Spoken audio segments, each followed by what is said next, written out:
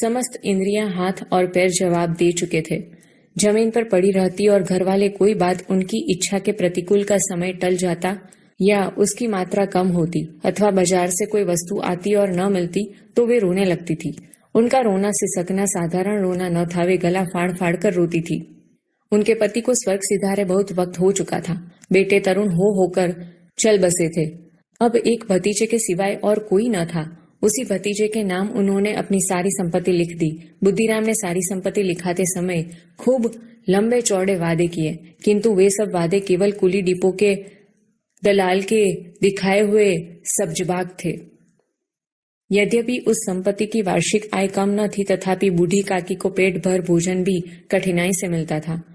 लड़कों का बूढ़ों से स्वाभाविक विद्वेष होता ही है, और फिर जब माता पिता का यह रंग देखते तो वे बूढ़ी काकी को और सताया करते। कोई चुटकी काट कर भागता, कोई उन पर पानी कुल्ली कर देता।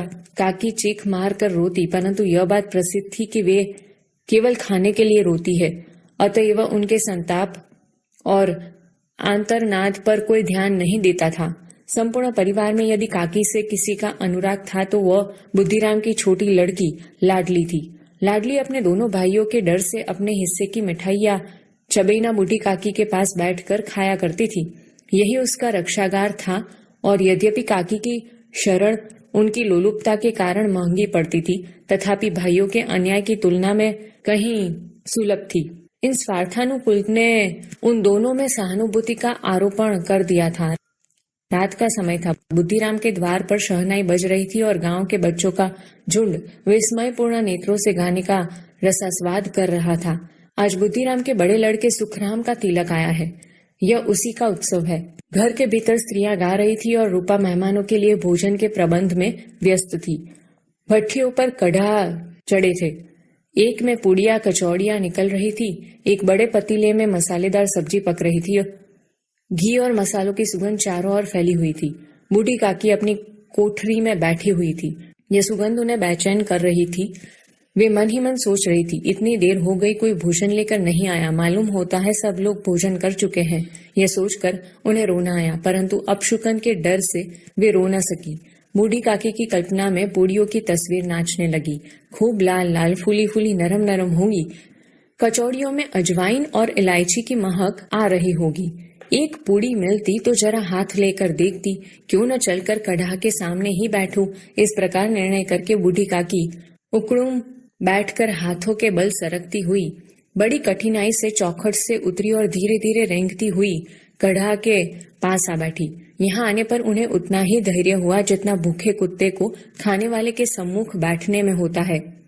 बुद्धिराम की पत्नी रूपा उस समय कार्यभार में परेशान हो रही थी। कभी इस कमरे में जाती, कभी उस कमरे में, कभी कढ़ा के पास आती, कभी भंडार में जाती। बेचारी अकेली दौड़ते दौड़ते व्याकुल हो रही थी, झुंझलाती थी, कूदती थी, परंतु क्रोध प्रकट करने का अवसर न पाती थी। इस अवस्था में उसने बूढ़ी काकी को कढ़ा के पास बैठे देखा तो जल उठी। क्रोध न रुक सका। जिस प्रकार मेंढक केंचुए पर झपटता है, उसी प्रकार वह बूढ़ी काकी पर झपटी और उन्हें दोनों हाथों से झटक कर बोली, ऐसे पेट में आग लगे पेट है या भाड़? कोठारी में बैठते हुए क्या दम घुटता था? अभी मेहमानों ने नहीं खाया, भगवान को भोग नहीं लगा, तब तक धैर्य न हो सका? बूढ़ी काकी ने सिर उठाया, न रोई न बोली, चुपचाप रेंगती हुई अपनी कोठरी में चली गई। भोजन तैयार हो गया। आंगन में पतले पड़ गई। मेहमान खाने लगे। बूढ़ी काकी अपनी कोठरी में जाकर पश्चाताप कर रही थी कि मैं कहाँ चली गई। उन्हें रूपा पर क्रोध नहीं था, अपनी जल्दबाजी पर दुख था। सच ही तो है, जब तक मेहमान लोग भोजन न कर ले घर वाले कैसे खाएंगे? मुझसे इतनी देर भी न रहा गया। अब जब तक कोई बुलाने न आएगा न जाऊंगी। मन ही मन इसी प्रकार का विचार कर वह बुलावे का इंतजार करने लगी। वह मन को बहलाने के लिए लेट गई। धीरे धीरे एक गीत गुनगुनाने लगी। उन्हें मालूम हुआ कि मुझे गाते देर हो गई। क्या इतनी देर तक लोग भोजन कर रहे होंगे? किसी की आवाज नहीं सुनाई देती। अवश्य ही लोग खा पीकर चले गए। मुझे कोई बुलाने नहीं आया। रूपा चिढ़ गई है, क्या जाने न बुलाए। बूढ़ी काकी चलने के लिए तैयार हुई। यह विश्वास है कि 1 मिनट में पूड़ियां और मसालेदार सब्जियां सामने आएंगी।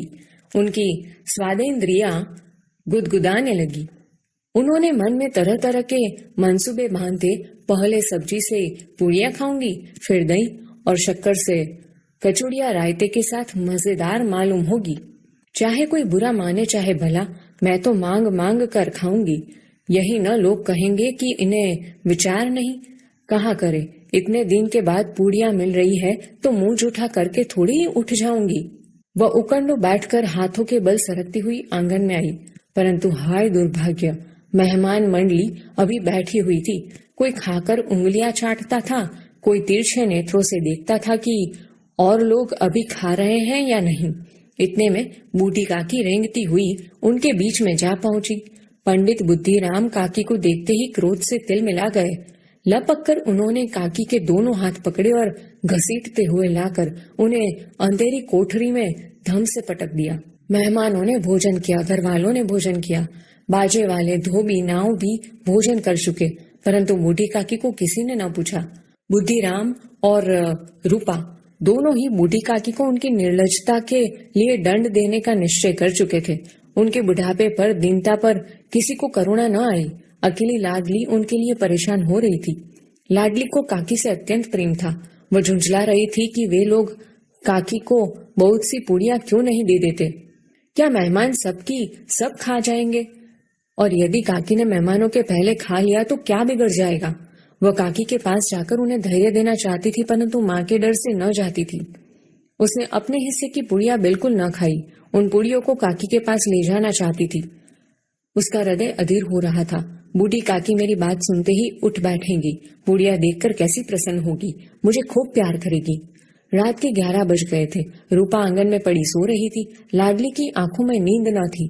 काकी को पूड़ियां खिलाने की खुशी उसे सोने न देती थी। जब विश्वास हो गया कि अम्मा सो रही है तो वह चुपके से उठी और बूढ़ी काकी की कोठरी की ओर चली। बूढ़ी काकी को केवल इतना याद था कि किसी ने मेरे हाथ पकड़कर घसीटे और फिर ऐसा मालूम हुआ कि जैसे कोई पहाड़ पर उड़ाए लिए जाता है।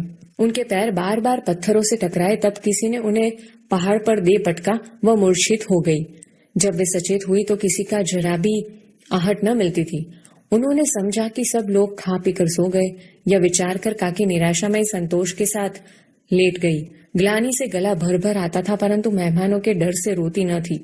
सहसा उनके कानों में आवाज आई, काकी उठो, मैं पड़िया लाई हूँ। काकी ने लाडली की बोली पहचानी, चटपट उठ बैठी, दोनों हाथों से लाडली को टटोला और उसे गोद में बिठा लिया। लाडली ने पूड़ियां निकाल कर दी। काकी ने पूछा, क्या तुम्हारी अम्मा ने दी? लाडली ने कहा, नहीं, ये मेरे हिस्से की है। काकी पूड़ियों पर टूट पड़ी। 5 मिनट में पिटारी खाली हो गई। लाडली ने पूछा, काकी पेट भर गया? जैसे थोड़ी सी वर्षा ठंडक के स्थान पर गर्मी पैदा कर देती है, उसी तरह इन थोड़ी पूड़ियों ने काकी की क्षुधा और इच्छा को और उत्तेजित कर दिया था। बोली, नहीं बेटी, जाकर अम्मा से और मांग लाओ। लाडली ने कहा, अम्मा सो गई है, जगाऊंगी तो मारेंगी। काकी ने पिटारी को फिर टटोला। उसने कुछ खुरचन गिरे थे, उन्हें निकालकर वे खा गई। बार बार होठ चाटती थी, चटखारे भरती थी। हृदय महसूस रहा था कि और पुड़ियां कैसे खाऊं। काकी का अधीर मन इच्छा के प्रबल प्रवाह में बह गया। उचित और अनुचित का विचार जाता रहा। वे कुछ देर तक उस इच्छा को रोकती रही। सहसा लाडली से बोली, मेरा हाथ पकड़कर वहां ले चलो जहां मेहमानों ने बैठकर खाना खाया। लाडली उनका अभिप्राय समझ न सकी। उसने काकी का हाथ पकड़ा और ले जाकर जूठे पत्तलों के पास बैठा दिया। काकी पत्तलों से पूड़ियों के टुकड़े चुन चुन कर खाने लगी।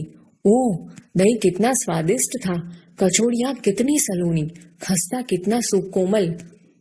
काकी बुद्धिहीन होते हुए भी इतना जानती थी कि मैं वह काम कर रही हूँ जो मुझे कदापि न करना चाहिए। मैं दूसरों की झूठी पत्तल चाट रही हूँ। परंतु बुढ़ापा तृष्णा रोग का अंतिम समय है, जब संपूर्ण इच्छाएं एक ही केंद्र पर आ लगती है। बूढ़ी काकी में यह केंद्र उनकी स्वादेंद्रियां थी। ठीक उसी समय रूपा की आंखें खुली। उसे मालूम हुआ कि लाडली मेरे पास नहीं है। चौकी चारपाई के इधर उधर देखने लगी कि कहीं नीचे तो नहीं गिर पड़ी। उसे वहां न पाकर वह उठी तो क्या देखती है कि लाडली जूठे पत्तलों के पास चुपचाप खड़ी है और बूढ़ी काकी पत्तलों पर से पूड़ियों के टुकड़े उठा उठा कर खा रही है। रूपा का हृदय सन्न हो गया। यह वह दृश्य था जिसे देखकर देखने वालों के हृदय कांप उठते थे। ऐसा प्रतीत होता मानो जमीन रुक गई, आसमान चक्कर खा रहा है, संसार पर कोई विपत्ति आने वाली है। रूपा को क्रोध न आया। शोक के सम्मुख क्रोध कहाँ? करुणा और भय से उसकी आंखें भर आई।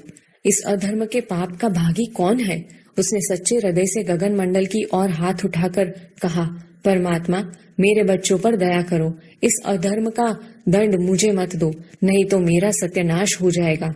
रूपा की ओर स्वार्थपरता और अन्याय इस प्रकार प्रत्यक्ष रूप में कभी न दिख पड़े थे। वह सोचने लगी, हाय, कितनी निर्दयी हूँ। जिसकी संपत्ति से मुझे 200 रुपया वार्षिक आय हो रही है, उसकी यह दुर्गति और मेरे कारण। हे दयामय भगवान, मुझसे बड़ी भारी गलती हुई है, मुझे क्षमा करो। रूपा ने दिया जलाया, अपने भंडार का द्वार खोला और एक थाली में सारा भोजन सजाकर लिए हुए बूढ़ी काकी की ओर चली। उसने कंठावरुद्ध स्वर में कहा, काकी उठो, भोजन कर लो। मुझसे आज बड़ी भूल हुई, उसका बुरा न मानना। परमात्मा से प्रार्थना कर दो कि वे मेरा अपराध क्षमा कर दे। भोले भाले बच्चों की भांति जो मिठाइयां पाकर मार और तिरस्कार सब भूल जाता है, बूढ़ी काकी सब भुलाकर बैठी हुई खाना खा रही थी। उनके एक एक रोए से सच्ची सदिच्छाएं निकल रही थी और रूपा बैठी इस स्वर्गीय दृश्य का आनंद लेने में निमग्न थी।